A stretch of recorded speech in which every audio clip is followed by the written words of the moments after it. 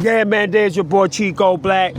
One thing I just want to say is God bless everybody. You know what I'm saying? Big shout out to JT. Big shout out to Flex. Big shout out, you know what I'm saying, to Fury B. Big shout out to all the sisters within the Koala family and all the brothers. Big shout out to my queen. Baby, I love you. Big shout out to my mother, my life. Big shout out to my son. Big shout out to my sisters. You know what I'm saying? My blood sisters. Big shout out to everybody that has been supporting me as it, you know what I'm saying, been there for me, supporting me through the channel, and most importantly through, you know, everyday life, and being there for me, showing their true friendship and their true loyalty. Big ups to everybody on that level, on that point. But y'all go ahead, and all my brothers that I just named, JT, Flex, and all them boys, y'all go ahead and check out their channel. They come from the Koala family, you know what I'm saying? And I just want to say God bless them, God bless their family, and everybody that's within the Koala family. And a big kiss to my beautiful, beautiful queen. Baby, I love you. Thank you for everything. But like we both say, let's get it in, baby. You know what I'm saying? Let's go ahead. Y'all already know, if y'all want to hit my Cash App, it's right there. The link is right there on my page. Y'all see it down below. And let's get it popping. This is the game biggest cap ever. Besides, you know, him beefing with 50, with him beefing with Kendrick Lamar, and lying on Kendrick, and lying on Eminem, and lying on Dr. Dre, and lying on so many things. This is the biggest cap. You see this photo right here? This photo, it was the game saying that before he even got big, before Pac got taken out, that he met Pac, that he was friends with Pac. Yeah, Stephen A. Smith, what the fuck? What? Exactly. And nobody believed him, because throughout his whole career, even before he signed up with Dr. Dre and all of them, he never was, you know what I'm saying, noticed by anyone having a relationship with Pac, even having a friendship with Pac, even, you know, having any type of conversation with Pac, or even being gathered within the Death Row family with Suge Knight, when Pac and, you know, Corrupt and the nigga Daz and the Outlaws and everybody, you know, the Lady of Rage, big ups to her, by the way, and Snoop Dogg and all them boys were out there. There was no type of evidence ever shown when the game, before he blew up, that he ever had any type of conversation, any type of meeting, any type of even session when it came to meeting Tupac Shakur, the late great. God bless my GOAT. You know what I'm saying? When it comes to music, God bless Mr. Tupac Machiavelli.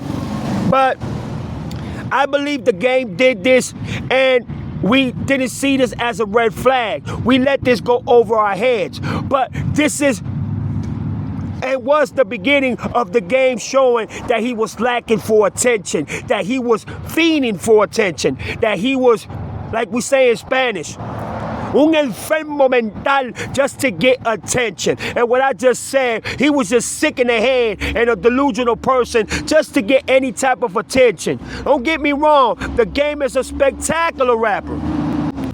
But you don't see the pattern here? The game caps on his hometown more than anywhere else that he has beef with. Do you understand what I'm saying? All his lies, all his bullshit, all his caps have come from people within his own state. California, Wisconsin, Long Beach, Oakland. I mean, and it just escalates more. His biggest lies, everything that comes, like JT said, if he don't stop the fibs and the shenanigans, it's like, you know what? It's gonna come full circle. And JT makes a perfect point on that. Stop your fibs, gang, because it's all gonna come back and bite you in your ass. You know what I'm saying? And I recommend everybody to go to JT, you feel me? Because he's absolutely right. It all comes back to hit you in your ass, dog. It all comes back to hit you with karma. And this karma right here, It's the biggest one out the Game's career. And this is before he even became famous, before he even became who he is today. And the thing is that he takes no responsibility for his actions. And then when he sees that he's pinned up against the wall and he's looked at as a capper, then he wants to come out and try to rearrange it and narrate it. And you know what I'm saying? He tries to, well, I like to call, oh my God, reverse psychology, the whole situation to come back into his perspective, so he will be looked at as if he did a mistake, or you know what I'm saying? He was just capping at the time, he was fronting, but never stating anything about clout chasing or lacking for attention. But this one here hits harder than me, because if Tupac was alive, Tupac would have tried the Game in a diss track. I'm going to keep it 100 with y'all. Tupac did not like the people at this level. So I know right now Pac is probably rocking on his grave saying, damn, Game, you from Cali? You from where I'm at? Well, Tupac was born in New York, you know what I'm saying? But, you know, Tupac and his mom, they went from Oakland, New York, California, and places like that. But Tupac represented the West Coast more than anything. He loved the West Coast. And you're going to sit here and lie? And that's why Cali now has this distance from you.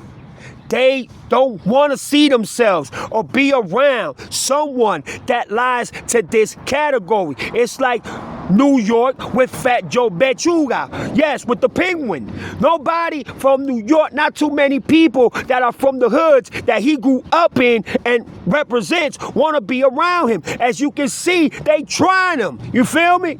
So once you become a fib, like JT says, a liar, a straight up capper, a straight up clout chaser, an attention gold digger, there's no respect. There's no mutual, look eye to eye and say, that's a real dude, that's a real man, that's a real king, that's a real G. There's none of that. There's nothing that you can do to rearrange, to fix it, to replace it, or to even try to narrate it to where it looks good on your side.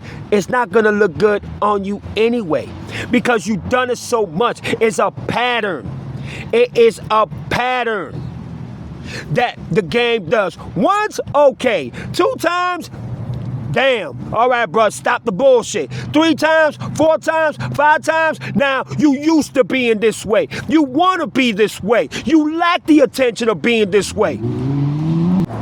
And Tupac did not like these type of individuals. I'm gonna be honest with you. I've been a fan of Tupac ever since he was with Digital Underground. That's when he was dancing with Digital Underground, where he was doing his little side parties, you know what I'm saying, where Humpty and them, you feel me? Well, they will give him the microphone and Tupac will just take over the party. It wasn't even his time to shine, but he would take over. And he did that throughout his career too. Look what he did with Biggie, you know what I'm saying? It wasn't about him, it was about everybody that was with him. Tupac wasn't a jealous motherfucker. Tupac wasn't the type to be lacking attention and be doing fibs like JT says. I'm gonna start using that words, JT. And Eminem said that song on the song that he tried Mariah Carey in with Nick Cannon and The Warning. You know what I'm saying? So the Game has been known to be a fib person, to be a liar, a constant liar on a regular basis. He just doesn't know how to stop, and it only gets worse for him. And then he wants to act like the victim, like he was the one that was supposed to get the torch or the shot or the one to claim the kingdom of being the LA baddest rapper, because you know what I'm saying? He wanted that throne. He wanted that torch. The Game expected for Cali to bend over for him when he's done Dr. Dre bad, 50 Cent bad, Eminem bad, the whole G-Unit camp bad, and people that were alongside his camp, and even those that supported him and had his back. The Game has betrayed them or perpetrated them or has clout chased them to get some type of attention under their name. But me being a Tupac fan, the biggest Tupac fan ever, I know if Tupac was here with us today, Tupac would have made a diss track on the game so bad that the game would have had to retire from the game. Because remember, I did a video of Tupac and Kendrick Lamar having similarities, and the name of the video is called the No Rule Apology, or basically not having no empathy or no sympathy, and don't tell me I'm sorry when you tried me. Now you want to change the narrative talking about you ain't got no beef. No, when it came to Tupac and when it comes to Kendrick, there ain't no sorry, ain't no sympathy, ain't no turning back. You said what you said and you meant what you said. So keep the same energy, keep the same vibe, because I'm going to keep coming at you like it's what? Game over. And this is why I decided to do this video, because this is the game biggest cap. The one him, I don't know how he got this picture together, but real people that understand the methods of how people can put shit together and make it look good and make it look like it's real. It was all a cap. It was all fake. This picture is bullshit. It was composed to be put together to make it seem like the game really actually met Tupac and had a connection with Tupac. But because of this, to me, is what? Exactly my point.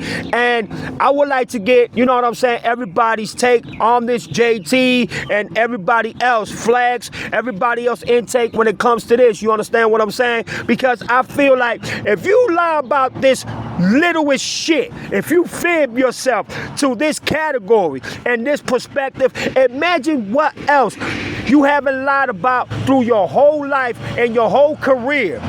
And it might be lies that are so little and so subliminally for no reason that might mean that your whole career has been full of fibs, like JT says.